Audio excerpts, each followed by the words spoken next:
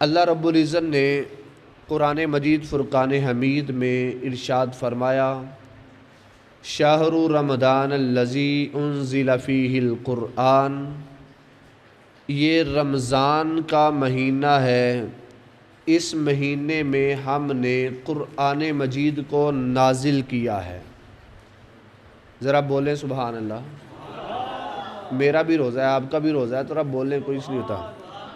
اللہ رب العزت کی ذات فرماتی ہے کہ ہم نے ماہ رمضان المبارک میں قرآن مجید کو نازل کیا ہے، اور فرمایا کہ یہ قرآن مجید فرقان حمید اس رات کو نازل ہوا جو رات لیلۃ القدر کی رات ہے۔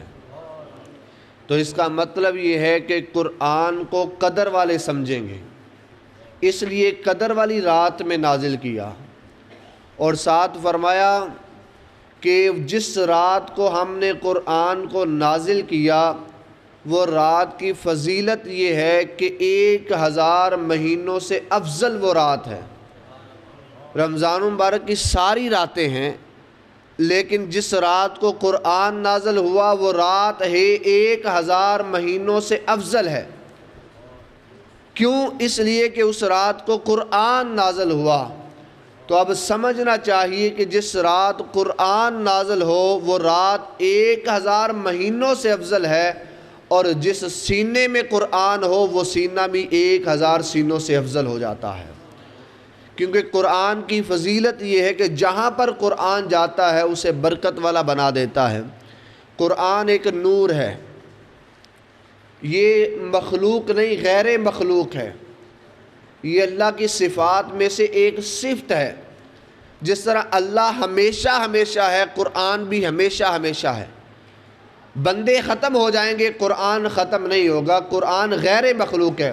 القرآن کلام اللہ غیر مخلوق، قرآن جو ہے یہ اللہ کا کلام ہے، یہ غیر مخلوق ہے، یہ مخلوق نہیں ہے، یہ ختم نہیں ہوگا، یہ قیامت کے دن بھی ختم نہیں ہوگا۔ جب سے یہ کائنات بنی ہے اس کے بننے سے پہلے ہے، کائنات ختم ہو جائے گی، اس کے ختم ہونے کے بعد بھی قرآن مجید کی تلاوت ہوگی۔ جنت میں جنتیوں کو قرآن مجید کی تلاوت جو ہے وہ سنائی جائے گی۔ قرآن غیر مخلوق ہے، یہ مخلوق نہیں ہے، یہ اللہ کی صفات میں سے ایک صفت ہے۔